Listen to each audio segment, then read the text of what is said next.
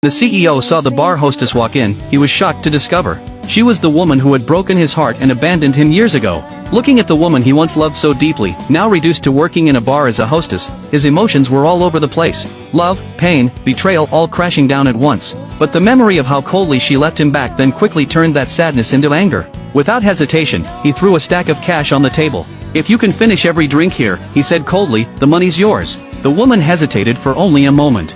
Her son was in the hospital, in desperate need of surgery. Swallowing her pride, she started drinking one glass after another, ignoring the man's mocking gaze. When she finally finished and reached for the money, the CEO blocked her path. He grabbed the cash and threw it in her face. Humiliated but determined, she picked up the money and walked out without a word. With that cash, she paid for her son's surgery. What the CEO didn't know was that the little boy lying in that hospital bed was his own flesh and blood. 6 years ago, everything fell apart in one night. He had come home with flowers, ready to propose, only to find another man's clothes in her apartment. Bursting into the bedroom, he saw the unimaginable, his fiancée with someone else. He punched the guy in a blind rage and demanded an explanation. The woman, with tears in her eyes but a cold expression, told him she was a daughter of the prestigious Sue family. She could never marry a nobody like him. Then she left, throwing cruel words behind her like daggers. Heartbroken and confused, he chased after her. But once she got into her car, she broke down sobbing.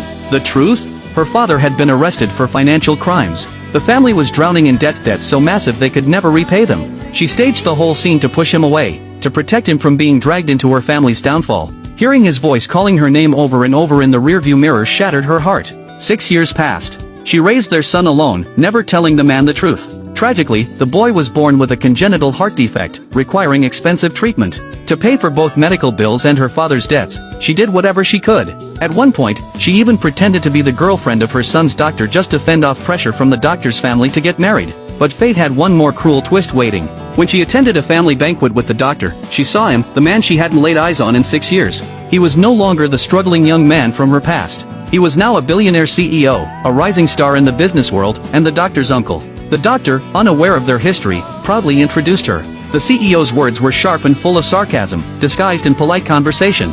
And to twist the knife further, he brought over his stunning fiancée, clearly meant to show off what he had now.